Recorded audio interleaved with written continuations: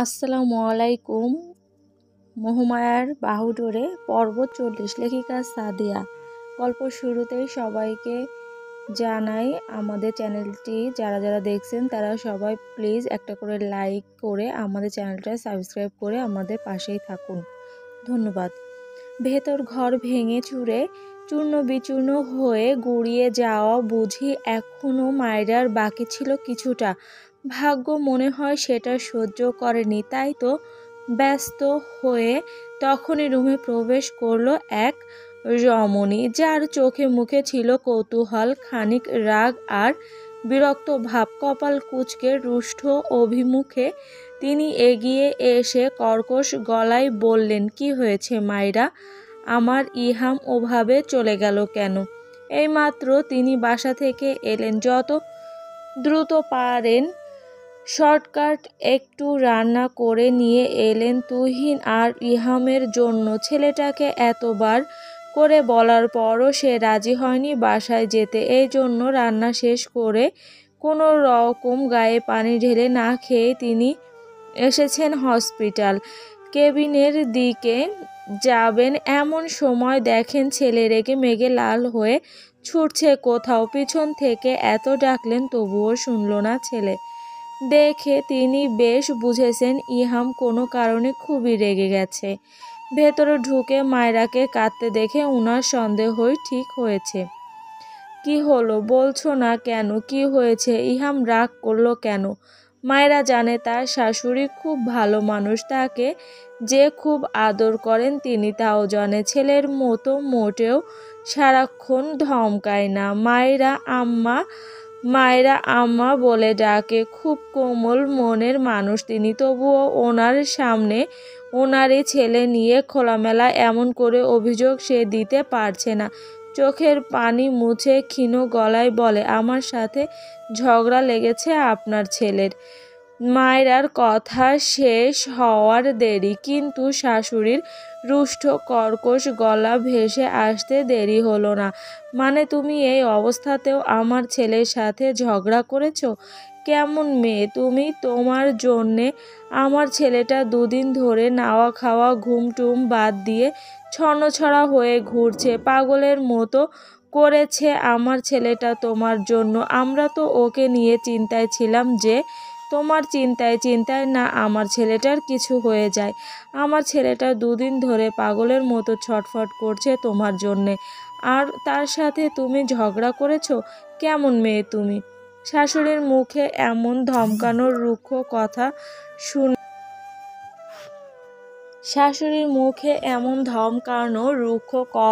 আর এই রূপ দেখে স্তব্ধ হয়ে গিয়েছে মায়রা। ছলছল চোখ নিয়ে বিমূঢ় হয়ে তাকিয়ে রয়েছে কেমন শাশুড়ির পানে। শুনেছিল মা আর শাশুড়ি নাকি এক হয় না, তারা সামান্য কারণে সেভাবে কষ্ট দিতে পারে নিজের মা সেটা কখনোই পারে না। নিজের মার মতো কি আর শাশুড়ি ধৈর্য ধরে সবটা বুঝে নাকি? নিজ আর পর বলতেও তো একটা বিষয় আছে। মায়ের হৃদয় খান খান হয়ে যায় শাশুড়ির এমন ব্যবহার দেখে। আর যাই হোক, কখনো ভাবেনি শাশুড়ির এমন ব্যবহারেও মুখোমুখি হতে হয় বউদের। মূলত এসব বাস্তবিক অভিজ্ঞতা তার সামনে কখনো তুলেও ধরা হয়নি। অনাকাঙ্ক্ষিত চাওয়া এবার ক্ষত বিক্ষত করে দিল তাই। আঘাতের এই বিস্ময় ভাবটা তাই কাটাতে পারছে না কোনোভাবেই।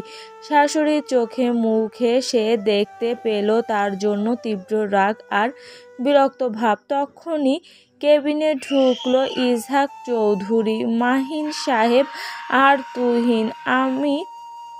তুমি কিভাবে পারলে আমার ছেলের সাথে এমন করতে? ছেলেটা আমার 2 দিন ধরে কিছুই খায়নি, ঘুমায়নি, সারাক্ষণ ছটফট করেছে পাগলের মতো। তোমার জ্ঞান ফিরছে না বলে মনে হয়েছে তার দমই বন্ধ হয়ে যাবে। সেই ছেলের সাথে ঝগড়া করতে তোমার একটু বিবেকে বাঁধলো না মায়রা? কিভাবে পারলে তুমি এমন করতে? মায়রা একদম বিস্ময়ে জমে গিয়েছে। কষ্ট যন্ত্রণায় চোখ ভর্তি পানিটাও যেন গাল বেয়ে পড়তে ভুলে গিয়েছে। ভেতরটা কেবল ফেঁপে উঠছে গাঢ়ভাবে। মন কিছুতেই মেনে নিতে পারছে না শাশুড়ির এই রুক্ষতা। বারবার আঘাতে যেন তার ভেতরটা গুমোট হয়ে গিয়েছে, কিন্তু বুঝতে পারছে না শাশুড়ির এই কথাগুলি তার কলিজা এফোর ওফোর করে দিচ্ছে কেন। নিজের মায়ের অনুরূপ জায়গাটা ওনাকে দিয়েছেন বলে কি তার এত কষ্ট হচ্ছে? এই তার নিজের মাও তো কত সময় কত বকে, কিন্তু কখনো তো কলিজায় লাগেনি। তবে আজ কেন মনে হচ্ছে কলিজাটা কেউ ছিন্ন বিচ্ছিন্ন করে দিচ্ছে। স্ত্রীর এমন রূঢ় ব্যবহার দেখে ইসহাক চৌধুরী মাহিন সাহেবের নিকট বেশ লজ্জিত হলেন। দরজা থেকে এসে দ্রুত টেনে ধরলেন শিরিন বেগমের হাত। মৃদু আওয়াজে বললেন, কি হচ্ছে শিরিন? এসব কোন ধরনের ব্যবহার? নিজের বুদ্ধি হারিয়ে ফেলেছ নাকি? মেয়েটা অসুস্থ ভুলে গিয়েছ? লজ্জা অপমানে মায়েরা মাথা নিচু করে নেয়। সঙ্গে সঙ্গে টুপ টুপ করে পানি গড়িয়ে পড়ল তার। ক্যানোলা যুক্ত হাতটাও ব্যথা ভুলে চেপে ধরল অন্য হাতে। উগলে কান্না আসছে তার। ঠোঁট চেপেও অশ্রু নিবারণে ব্যর্থ সে। তো আর কি করব? আমার ছেলেটার দিকে তাকিয়েছ একবার? ওর কষ্ট, ওর ছটফটানি বোঝার চেষ্টা করেছ একবারও? ছেলেটা আমার ভেতর থেকে শেষ হয়ে যাচ্ছে, আর মায়েরা কি করে তার সাথে ঝগড়া করে? ও তো অজ্ঞান হয়ে নিশ্চিন্তে ছিল, কিন্তু আমরা তো সবাই দেখেছি ইহামের ছটফট অস্থির ভাব। কি পাগলের মতনই না করেছে আমার ছেলেটা। তুমি নিজেও তো ইহামকে নিয়ে চিন্তায় ছিলে যে ছেলেটার না কিছু হয়ে যায়। তবে এখন আমাকে থামাচ্ছ কেন? ছেলেটা আমার দুদিন ধরে দাঁতে কিচ্ছু কাটেনি। এসেছিলাম নিজের হাতে একটু খাইয়ে দিব, আর এখন মায়েরার সাথে ঝগড়া করে হন্তদন্ত হয়ে চলে গেল কোথাও। ইসহাক চৌধুরী ভেজার চটলেন স্ত্রীর প্রতি। ইসহাক চৌধুরী বেজায় চটলেন স্ত্রীর প্রতি। এক পলক ঘাড় বাঁকিয়ে হতবাক হয়ে তাকিয়ে থাকা মাহিন সাহেবকে দেখে আবার তাকালেন মাথা নুয়ে চোখের পানি ফেলতে থাকা মায়েরার দিকে। এই অবস্থায় কত কষ্টই নয় পেয়েছে মেয়েটা। অতঃপর ভারী কণ্ঠে বলে উঠলেন ইসহাক চৌধুরী, তাই বলে তুমি মায়েরাকে দোষারোপ করবে? ঝগড়া হয়েছে কেন, কার দোষ কার গুণ তা না ভেবে মায়েরাকে ব্লেম দিচ্ছ কিভাবে শিরিন? দোষ তো তোমার ছেলেরও থাকতে পারে, এক হাতে তো আর তালি বাজে না। আর ওদের পার্সোনাল ব্যাপারে তুমি ইন্টারফেয়ার করছো কোন লজিকে? ওদের হাজব্যান্ড ওয়াইফের বিষয়, না হয় ওদেরকে মেটাতে দাও। তাই বলে অযৌক্তিকের মতো ওকে এই অবস্থায় দোষারোপ দেওয়ার সাহস পেলে কোথায় তুমি? স্বামীর কথায় শিরিন বেগম দমে গেলেন, একটু শান্তও হলেন। একবার হতবাক হয়ে তাকাতে ভোলেননি স্বামীর মুখের দিকে। তুহিন ততক্ষণে রাগ দেখিয়ে গজ গজ করে চলে গেল। মাহিন সাহেব মূর্ত হয়ে দাঁড়িয়ে রইলেন এখনও। ছেলেটা জেদ দেখিয়ে তখনই শিরিন বেগমকে কিছু বলতে যাচ্ছিল। তিনি আটকেছেন বলে হয়তো রেগে চলে গেছে, কিন্তু ওনার ভেতরটাও তো শান্ত হচ্ছে না। মেয়ের চিন্তায় অশান্ত আগুন দাউ দাউ করে জ্বলছে। করুণ অসহায় চোখে এক বাবা তার কান্নারত মেয়ের দিকে তাকালেন। মেয়েকে ওভাবে দেখে বুক ফাটে ওনার, তবে মুখ ফোটে না। গলার কাছে আসা কান্নাটা আটকানোর চেষ্টা করছেন খুব করে। ইসহাক চৌধুরী বুঝলেন মাহিন সাহেবের মনের বিষয়টা। আর যাই হোক, কোনো বাবার সামনে মেয়েকে রুক্ষভাবে কথা বললে সেই বাবা নীরবে সেটা সহ্য করতে পারেন না। উনিও তো এক মেয়ের বাবা। ইসহাক চৌধুরী দেখলেন মাহিন সাহেবের লাল হয়ে আসা কান্না আটকানো চোখ দুটি। খুব খারাপ লাগলো মাহিন সাহেবের দিকে তাকিয়ে। বেডের উপর বসে নিঃশব্দে মায়েরা তখনও কাঁদছে। তুমি নিজেও তো মায়েরার সুস্থতা নিয়ে চিন্তা করেছো, কত না দোয়া কালাম পড়ে আল্লাহর কাছে মেয়েটার জান ভিক্ষা চাইলে, নামাজে বসে সুস্থ করে দেওয়ার কথা বললে। তবে এখন এমন অবুঝের মতো ব্যবহার করছো কেন তুমি? শিরিন বেগম স্বামীর উপর থেকে চোখ সরিয়ে বেডে বসা ক্রন্দনরত মায়েরার দিকে তাকালেন অদ্ভুত দৃষ্টিতে। ভেতরে কি হলো ওনার কে জানে। চোখের পানিটা ধরে রেখে কোনো রকম টিফিন বক্সটা কেবিনে রেখে দ্রুত সেখান থেকে চলে যান।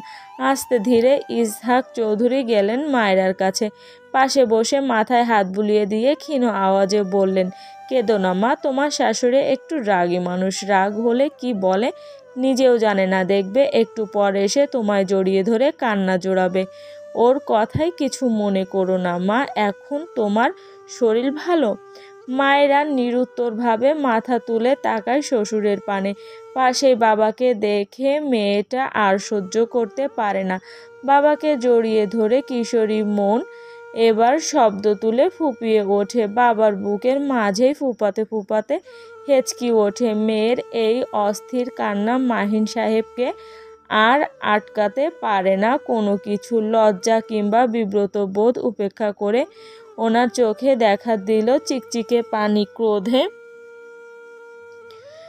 মাথার রগ দপদপ করছে। তুহিনের সাপের মতো নিঃশ্বাস নিচ্ছে। মায়রা তার একমাত্র আদরের বোন। খুনসুটি মারামারির সম্পর্ক হলেও বোনকে নিজের চেয়ে বেশি ভালোবাসে। সেই আদরের পিচি বোনটাকে তার সামনে অমন করে বলা কথা তার কিছুতেই সহ্য হচ্ছে না। তখনই ইচ্ছা হচ্ছিল ওই ভদ্র মহিলাকে একটু ঝেড়ে দিতে। নিহাত বাবা থামিয়ে দেওয়াতে কোনো রকম রাগকে দমিয়ে চলে এসেছে সেখান থেকে। এর একটু পরেই এসেছে শিপু। পেছন ডেকে বলে উঠেছে, তুহিন ভাই, আপনার জন্য খাবার এনেছি, আসুন খাবেন। তুহিন অগ্নিচক্ষু নিয়ে তাকায় শিপুর দিকে। তিক্ত বিষাদ নিয়ে বলে ওঠে, এই মেয়ে, কি এখন হঠাৎ করে বারবার ঘেঁষাঘেঁষি করছো কেন? কি চাই? অসুস্থ হওয়ার পর থেকে কি দরদ উতলে পড়ছে আমার উপর? অন্য সময় তো খুব গিয়ার দেখাও, তবে আমি যে বারবার বারণ করছি সামনে না আসতে, শুনো না আমার কথা। তুহিনের এই ধরনের কথায় কষ্ট পায় শিফু, তবে কিছু বলে না, বরং নিজেকে সামলে মৃদু হাসে। শুনেছি একটু আগে আম্মু কি করেছিল ভাবির সাথে। আপনার সামনে আপনার বোনকে এভাবে বলায় আপনি কষ্ট পেয়েছেন, তাই না তুহিন ভাই? চুপ। ভাবিকে খুব ভালোবাসেন, তাই না? চুপ। আপনার বোন যেমন আপনার কাছে দামি, তাকে নিয়ে আপনি উদগ্রীব। আমার ভাইয়াও কিন্তু আমায় নিয়ে খুব সচেতন আর ভালোবাসে খুব করে। তো তাই ভাই হিসেবে আমার প্রতি তার সচেতনতা কি খুব ভুল বলুন আপনি? ব্যঙ্গার্থপূর্ণ হেসে উঠল তুহিন। জ্ঞান দিতে এসেছো শিফু-টিফু? তোমার জ্ঞান চেয়েছি আমি, ওসব কিছু তোমার কাছেই রাখো। কি মনে করেছো? এসবে কি বোঝাতে চাইছো? বোঝাতে পারছি না আমি, বুঝতে পারছি না আমি। তুমি বোধহয় সকালের বলা কথাগুলি ঠিকঠাক মানে বুঝতে পারোনি। এই ট্রমাটা থেকে আমি বের হয়ে এসেছি, তবে ভুলে যেও না মন থেকে মুছে ফেলেছি। তোমাকে আমি নিজের করে চাওয়ার ইচ্ছাটাকে দমিয়ে দিলাম যত্ন করে। তাই জ্ঞানী বুলি ঝাড়তে হবে না, সময়ের অপেক্ষা করো। হুটহাট করে আমার সামনে এসে আমার জ্বালাটা আরেকটু বেশি করে বাড়িও না শিফু-টিফু। তুহিন দপদপ করে চলে যায়। সেদিকে তাকিয়ে শিফুর চোখের পানি টপ টপ করে গড়িয়ে পড়ে। এক নজরে তাকিয়ে থেকে আপন মনে বিড়বিড় করে, ঠিক আছে তুহিন ভাই, আপনাকে আমি সময়ের উপর ছেড়ে দিলাম। সময় কথা বলে, আপনারটাই মানলাম। বুকের গহীনে আশার প্রদীপ জেলে আমি না হয় প্রতিক্ষণের আপনার অপেক্ষায় প্রহর গুনে যাব। সব কিছুতে হাঁপিয়ে ওঠা মায়রা একা নীরব কেবিনে বসে আছে। একটু আগে নিজের বাবা মাকেও বলেছে তারা যেন তাকে একটু একা থাকতে দেয়। মানসিক দিক দিয়ে বড্ড বিধ্বস্ত। এই মুহূর্তে সব কিছু তালগোল পাকিয়ে দিচ্ছে তার মস্তিষ্ক। থম মেরে বসে আছে সে। চোখের চিকচিকে পানিগুলি শুধু পড়ছে অনাদরে। বারবার শাশুড়ির কিছু কথা কানে আসছে। লোকটা সত্যি দুদিন ধরে কিছু খায়নি, তার চিন্তায় নির্ঘুম রাত কাটিয়েছে। সত্যিই কি তার অজ্ঞান অবস্থায় উন্মাদের মতো করেছিল লোকটা? তবে কেন তার সামনেই লোকটা নিজেকে কঠিন দেখায়? তার জন্য ওই কঠিন মনে যদি মায়া থেকেই থাকে তবে প্রকাশ করতে সমস্যাটা কোথায়? সবসময় নিজের কথা নিজের মাঝেই কেন চেপে রাখতে হবে তার? এবার চোখের পানি টপ করে পড়ল। পাশ থেকে নিজের ফোনটা তুলে নিয়ে কল দিল ইহামের নাম্বারে। একবার দুবার বারবার কল দিচ্ছে, কিন্তু ওপাশ থেকে আর ফোন উঠছে না। এবার মেয়েটা কষ্টে মুখে হাত গুজে ফুঁপিয়ে উঠল। কেবিনের দরজায় খানিক শব্দ হতেই চমকে তাকায় মায়েরা। অবুঝ মন বলে, এই তো কঠিন পুরুষটা এসেছে। কিন্তু তাকে অবাক করে দিয়ে মায়েরা দেখল একটা অচেনা পুরুষ তার কেবিনে এসেছে। সে দ্রুত চোখ মুছে নিল। নিজেকে একটু গুছিয়ে মাথা নিচু করতেই অপরিচিত মুখটা মৃদু আওয়াজে সালাম দিল। আসসালামু আলাইকুম ম্যাম। ওয়ালাইকুম আসসালাম। আপনি? আমি আসলে ক্যাপ্টেনের টিমের লেফটেন্যান্ট ইব্রাহিম ইসলাম। ও ম্যাম, আমি দুঃখিত, আপনার অনুমতি না নিয়ে এখানে চলে এসেছি বলে বাহির থেকে সব কিছুই শুনছিলাম। আপনার আর ক্যাপ্টেনের ভুল বোঝাবুঝি সম্পর্কেও একটু ধারণা আছে আমার। এই পর্যায়ে মায়েরা ভীষণ লজ্জা পেল। ইতস্তত করে মাথা নুইয়ে নিল আরও। ম্যাম, আপনাকে কিছু কথা জানানোর প্রয়োজন মনে করেছি, তাই বিরক্ত করলাম। জি, আপনি বলুন, সমস্যা নেই। ম্যাম, আমাদের অপারেশনটা ছিল বরিশাল, কিন্তু হঠাৎ ক্যাপ্টেন ডিপার্টমেন্ট থেকে ওটা এক্সচেঞ্জ করে ফেনীর মিশনটা বেছে নিয়েছে। বৃহস্পতিবার রাতে যখন আপনাদের ওখানে গায়ে হলুদ হচ্ছিল, তখন আমরা গিয়েছিলাম মিশনে। সেখান থেকেই এক তথ্যের মাধ্যমে জানতে পারি আজহার পাটোয়ারি আপনাদের নতুন রিলেটিভ হতে যাচ্ছে। ক্যাপ্টেন প্ল্যান করে আমাদেরকে আমাদের দায়িত্ব বুঝিয়ে দিয়েছিল, আর শুক্রবার আমরা সেই হিসাবেই রেডি ছিলাম। তবে যখনই খবর এলো আপনাকে কিডন্যাপ করা হয়েছে, তখন নিজ চোখে দেখেছি ক্যাপ্টেনের বিচলতা আর উদ্বিগ্নতা। ক্যাপ্টেন সবসময় সব পরিস্থিতি দৃঢ় মনোবলের সাথে ঠান্ডা মাথায় করে, তবে সেদিন দেখেছিলাম এক নতুন ক্যাপ্টেনকে, যার ভেতরটা কেবল উন্মাদনায় ছটফট করেছে। মুহূর্তে আমাদের অর্ডার করলো প্ল্যান চেঞ্জ করতে। যেখানে ক্যাপ্টেন নিজের মৃত্যুর সামনে পড়লেও স্থির থেকে পরিস্থিতি হ্যান্ডেল করেছে, সেখানে সেই দিনটাই শুধু আপনার জন্য দেখেছিলাম ক্যাপ্টেনের অস্থিরতা। পারেনি শুধু মাটি খুঁড়ে আপনায় বের করতে। পাগলের মতো অস্থির হচ্ছিল। ঠিক যতটুক সময় লেগেছে জানতে যে আপনাকে কোথায় রাখা হয়েছে, ততটুক সময় উনি মনে হয় এক সেকেন্ডের জন্য ঠিক ছিল না। আমাদেরকে আবারও উনি নতুন প্ল্যান সাজিয়ে দিয়েছিলেন তৎক্ষণাৎ। কি না করেছে আপনার সেফটির জন্য। যেখানে মিশনে এত সময় নষ্ট না করে আমরা নিজেদের জান বাজি রেখে মাঠে নেমে যাই, সেখানে পদে পদে তিনি সময় ব্যয় করে সবটা সেট করেছেন যেন আপনার কিছু না হয়। ওনার কথা একটাই ছিল, ভেতরে আমার বউ আছে, সে খুব দামি, তার গায়ে যেন একটা আঁচও না লাগে। জ্যামার চালু হতে আর ফোর্স আসতে মিনিট 10 থেকে 20 সময় লাগতো। ক্যাপ্টেন সে সময়টুকু বাহিরে অপেক্ষা না করে ভেতরে প্রবেশ করেছে আপনার উদ্বিগ্নতায় আমাদের বলে গিয়েছে। ওই সময়টুক তিনি ভেতরে হ্যান্ডেল করে নিবেন। মায়েরার গাল বেয়ে টপ টপ করে পড়া পানি বিছানা ভিজিয়ে দিচ্ছে। ঠোঁটগুলি অনবরত কাঁপছে, শরীরটা মৃগীরোগীর মতো দুলছে। বারবার সেই দিনের কথাগুলি মনে পড়ছে তার। মানুষটা কি এই কারণেই তখন ওরকম শান্ত স্থিরভাবে সময় কাটিয়ে গিয়েছে? যার মাথার ভেতর ছিল নিখুঁত ছক, তাকে সে ভুল বুঝে বলল তার নাকি কোনো চিন্তাই নেই। কতই না খারাপ ব্যবহার করলো। একটু আগের বলা কথাগুলি মনে হতেই নিজেকে বড্ড অসহায় লাগলো। মানুষটাকে রাগে যা মন চেয়েছে বলে দিয়েছে, কিন্তু এখন লোকটা কোথায় গেল? আসছে না কেন এখনো? শুধু তাই নয় ম্যাম, আপনার ওই অবস্থা দেখে ক্যাপ্টেন ভয়ঙ্কর হয়ে গিয়েছিল। পাগলের মতো কোনো রকম ফেনীর হসপিটালে আনলে ডক্টর ঢাকায় শিফট করানোর কথা বলায় তিনি ডক্টরের সাথেও সিন ক্রিয়েট করেছে।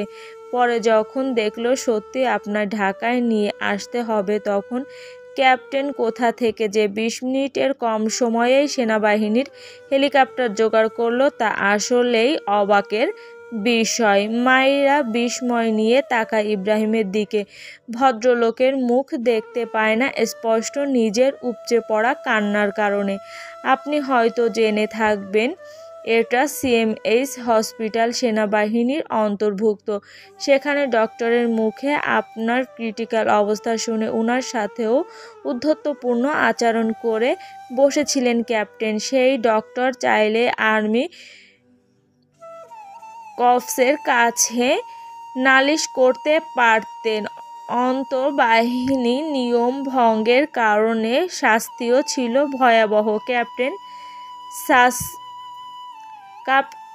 ক্যাপ্টেন সেসবের কিছু তোয়াক্কা করেনি। এমনকি তিনি কাল রাতেই ফেনী গিয়েছিলেন, আবার রাতেই ব্যাক করেন। আমরা সকলে দেখেছি ক্যাপ্টেনের উন্মাদনা। ওনাকে প্রথম দেখাতে যে কেউ বলে দিতে পারত সেই সময়টাই উনি পাগল হয়ে গিয়েছিলেন। আপনার ওই অবস্থা যেন ওনার মনকে ছিঁড়ে খুঁড়ে খেয়েছে প্রতিটা ক্ষণে। মাইরা এবার হাউমাউ করে কেঁদে উঠল। মাথায় তীব্র যন্ত্রণা আর অসম্ভব কাঁপতে থাকা শরীর নিয়ে ফোন লাগালো পাষাণ মানব নামে সেভ করা নাম্বারটায়। হসপিটাল থেকে অনেকটা দূরে চলে এসেছে ইহাম। মন মেজাজ তার খুবই তিক্ত, সব কিছুতে বিরক্তের ছোঁয়া, রাগের শরীরটা দপদপ করে জ্বলছে। মায়ের কথাগুলি তার মনে আগুন জ্বালিয়ে দিয়েছে, বিশেষ করে শরীর নিয়ে বলা কথাগুলি। সে আসলেই শরীর ছোঁয়ার বাহানা করে। কথাটা মাথা চাড়া দিয়ে উঠছে তার। খিটখিটে মেজাজে আবারও চোখ বন্ধ করে আনে সে। গাড়ি থেকে বের হয়ে একটা সিগারেট জ্বালায়। অস্থির ভঙ্গিতে সেটা টানতে থাকে। তার মন কিছুতেই শান্ত হচ্ছে না। মায়ের কথাগুলি হজমই করতে পারছে না। হঠাৎ নিয়মের স্রোতে চলা জীবনটাই কি হলো বুঝতে পারে না সে। মেয়েটার ওই বোকা আচরণ, কথা যেমন সহ্য করতে পারে না, আবার কথা না বললেও থাকতে পারে না। দম বন্ধ হয়ে আসে এমন লাগে। সব কিছু তখন বিরক্ত মনে হয়। এই যে এই মুহূর্তটা না পারছে কথাগুলি হজম করে নিতে, আর না পারছে মেয়েটার সাথে কথা না বলে একদণ্ড স্বস্তি পেতে। মাইরা আমায় পাগল করে দিয়েছিস তুই মাইরা। আমি এখন আমার মধ্যে নেই। আমার সবটা তুই কিভাবে কন্ট্রোল করছিস? বেয়াদব মেয়ে, তোর মতো মাথা মোটা কি করে আমায় ডেসপারেট বানিয়ে দিচ্ছে। আমি টোটালি আউট অফ কন্ট্রোলে চলে যাচ্ছি। মেয়ে চিবিয়ে চিবিয়ে এটাই বলতে থাকে উদ্বিগ্ন হয়ে। কেমন অস্থির অস্থির দেখায় তাকে। ছটফট করছে যেন তার চিত্ত, যেন ভেতরের দাবানলে স্থির হতে পারছে না সে।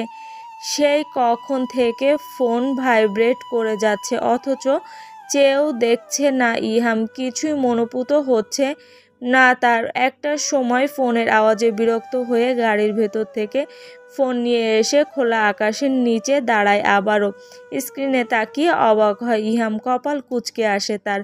মায়েরা, বাবা মা, তুহিন, এমনকি ইব্রাহিমের নাম্বার থেকে অসংখ্যবার কল এসেছে। খেয়াল করে দেখে 58টা কল এসেছে মায়রার নাম্বার থেকে। ভুরু জড়ো হয়ে আসে ইহামের। সবাই হঠাৎ করে এত কল দিচ্ছে কেন? মায়রার ফোন থেকে আজ কেনই বা এত কল এলো? নাম্বারটাই কল দিতে যাবে তার আগে আবার ইব্রাহিমের নাম্বার থেকে কল এলো। সময় নষ্ট না করতেই ওপাশ থেকে ইব্রাহিমের হাঁপানোর আওয়াজ আসে। মনে এক নিদারুণ ভয়ের বীজ রোপণ হয় ইহামের। শুকনো ঢোক গেলে আবার কোনো বিপদের শঙ্কায় দিশেহারা হয় তার হৃদয়। কিছু বলার আগেই ওপাশ থেকে ইব্রাহিম ব্যস্ত হয়ে প্রশ্ন করে, কোথায় আপনি ক্যাপ্টেন? শুকনো ঢোক গিলেন না ইহাম ক্ষীণ গলায় প্রশ্ন করে। কি হয়েছে ইব্রাহিম? সব ঠিক আছে তো? ক্যাপ্টেন, আপনি তাড়াতাড়ি আসুন, এদিকের অবস্থা ভালো নয়। বুক কামড়ে ধরে ইহামের। বিহ্বলতা বাক রোধ করে ধরে। কোন রকম কম্পিত গলায় প্রশ্ন করে ফের, কি হয়েছে মায়রা? ক্যাপ্টেন তাড়াতাড়ি আসুন, ম্যাম পাগলের মতো চিৎকার করছে, আপনাকে খুঁজছে। কোনোভাবে কেউ শান্ত করতে পারছে না, কাউকে কাছে ঘেঁষতে দিচ্ছে না, বারবার আপনার খোঁজ চাইছে, ভীষণ চিৎকার চেঁচামেচি করছে আপনার জন্য। ইহাম আর কথা বলার প্রয়োজন মনে করলো না, কোনো রকম ফোনটা কেটে যান হাতে নিয়েই গিয়ে গাড়িতে বসলো। পাগলের মতো ক্ষিপ্র গাড়ি ঘোড়ায় ছেলেটা। দুপুরের তপ্ত রোদ মাথার উপর খাড়া হয়ে দাঁড়িয়েছে, গরমে শরীর দিয়ে নোনতা পানি ঝরছে সবার। মায়েরা এখন অবধি টেস্ট করায়নি একটাও, কাছেই ঘেঁষতে দিচ্ছে না কাউকে সেই কখন থেকে। মাথায় এখনো ভীষণ যন্ত্রণা, থেমে থেমেই চোখের সব ঘোলা দেখছে, সবাইকে ক্যাবিন থেকে বের করে দিয়েছে। চোখের সামনে বারংবার ভেসে আসছে ওই লোকটার গম্ভীর মুখখানা, কানে ভাসছে মায়েরা কোনো কিছুর আড়ালে লোকাও, জলদি, খোদার কসম লাগে কোনো বেয়াদবি করিস না জান। আরও ফুপিয়ে ওঠে মেয়েটা, চোখ মুখে ফুলে টইটুম্বুর, চোখগুলি ছোট ছোট হয়ে লাল হয়ে এসেছে, গা শিউরে উঠছে তার। ভেতরে আমার বউ আছে, সে খুব দামি, তার গায়ে যেন একটা আঁচও না লাগে। হু হু করে কাঁদে মায়েরা। হঠাৎ দরজায় শব্দ পেতেই চমকে তাকায় সে, উন্মাদের মতো ছুটে আসা ইহামকে দরজার সামনে দেখেই অসহায় ভঙ্গিতে শব্দ করে কেঁদে ওঠে মেয়েটা। ক্যানুলার মুখে লাগানো স্যালাইনের নলটা খুলে তৃষ্ণার্ত পাখির মতো ছুটে যায় মানুষটার কাছে। একটা সেকেন্ড সময় নষ্ট না করে ক্ষুধার্ত নেকড়ের মতো হামলে পড়ল লোকটার বুকে, ক্ষিপ্র গতিতে একদম আষ্টে পিষ্টে জড়িয়ে নিল ইহামকে, শক্তি দিয়ে মানুষটাকে খামছে ধরে শব্দ করে কেঁদে বুকে মুখ লুকিয়ে রাখে। থেমে থেমেই শব্দ করে নেয় নিজের হাতের বন্ধনী, পারে না শুধু ইহামের তপ্ত প্রস্থ বুকের অন্তরের গহীনে লোকাতে কিংবা আত্মায় মিশে যেতে। চলবে নোট বার্তা, এই কথাটুক সবাই মনোযোগ দিয়ে শুনবেন। আপনারা যারা গল্পটা পড়তে বিরক্ত অনুভব করছেন তারা প্লিজ এটা এড়িয়ে যান। আমি আগেই বলেছি মায়েরা চরিত্রটাকে আমি এভাবেই গড়েছি, একটু অবুঝ, ইহামের ভাষায় মাথা মোটা বেয়াদব। ওর চরিত্রটাই এমন, কারণটা ইহাম নিজেই। এটা শেষের দিকে আরও ক্লিয়ারভাবে বুঝবেন আপনারা। তবে আমি হতাশ, আমি আপনাদের ঠিক করে বোঝাতে পারছি না নাকি আপনারা একটু বেশি ম্যাচিউরড হয়ে ওর বিষয়টা চিন্তা করছেন। আমি নিজেই বলেছি মায়েরা একটু বেয়াদব, অবুঝ, মাথা মোটা বলিনি। তবে ওর চরিত্রটা, ওর বয়সটা কেন বুঝতে চাইছেন না আপনারা বলুন তো? অনেকে বলছে ওর বেশি ন্যাকা, বাড়াবাড়ি করছে। মানলাম বাড়াবাড়ি করছে, তাই বলে ন্যাকা? বাবা মার পছন্দের একটা ছেলেকে অপর্যাপ্ত বয়সে বিয়ে করে তাকে আবার পছন্দ করে ফেলার পরও ওই মানুষটার পর্যাপ্ত সময় না দেওয়া কিংবা রুক্ষ ব্যবহার আর কঠিন স্বভাব হুট করে মেনে নেওয়া খুবই সহজ, তাই না? তার উপর অনেকে বলেছে ওর বিয়ে হয়েছে, ম্যাচিউরড হওয়া দরকার। বিয়ে হলেই ম্যাচিউরড হয়ে যায় সব মেয়ে? এটা সবার ক্ষেত্রে হয়? তার চেয়ে বড় কথা এখন অবধি বাবা মার ঘরে থাকা, শ্বশুর বাড়িতে এখনও তুলে না নেওয়া, আর স্বামীর সাথে 2-3 রাত কাটাতেই তার ম্যাচুরিটি চলে আসবে আচমকা, তাই না? এটাই ভাবছেন? এইসব পরিস্থিতিটা সামলে নেওয়া কিন্তু মোটেও সহজ নয়, আস্তে ধীরে সময় নিয়ে হয়।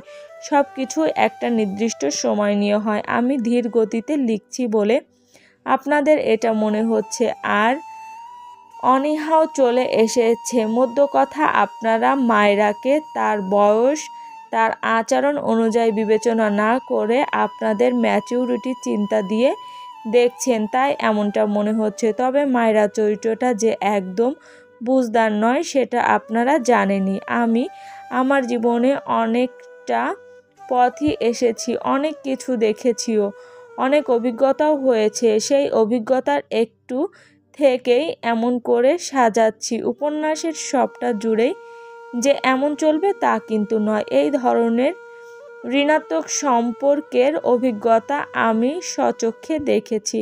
ইনফ্যাক্ট এই গল্পের কমেন্ট করে একটা আপুর নামটা মনে পড়ছে না, ওনার হাজব্যান্ডও সেনাবাহিনীতে আছে।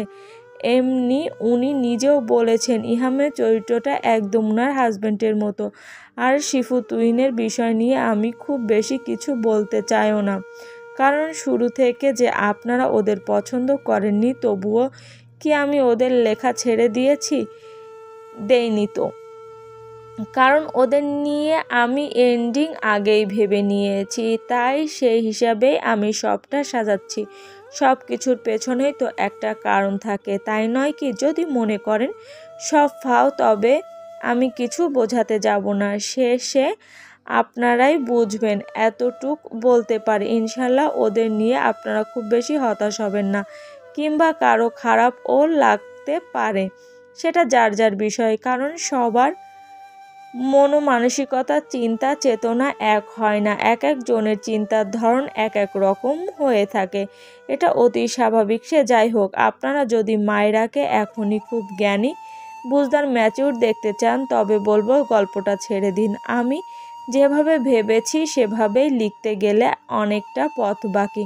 তবে আপনারা যদি চান শেষ করে দিতে, তবে ভিন্ন কথা। শেষে একটা কথা বলবো, আপনারা যদি আমার থেকে বিশ্বাস হারিয়ে ফেলেন, তবে বলি আরও বিরক্ত হওয়ার আগেই গল্পটা পড়া ছেড়ে দিবেন। আপনাদের এতটুক ভেবে গল্প পড়া উচিত যে সব কিছুর ন্যূনতম হলেও কারণ থাকে। আমার কথায় কষ্ট পেয়ে থাকলে আমি সত্যি দুঃখিত। এটা লেখিকা আপুর কথা ছিল। আমার ভয় যে আপনাদের যদি গল্পটা ভালো লেগে থাকে, অবশ্যই একটি লাইক দিয়ে যাবেন, এবং যারা নতুন নতুন রোমান্টিক ভালোবাসার ভিন্ন ভিন্ন গল্প পেতে চান, তারা অবশ্যই আমার চ্যানেলটি সাবস্ক্রাইব করে আমার পাশেই থাকবেন। ধন্যবাদ।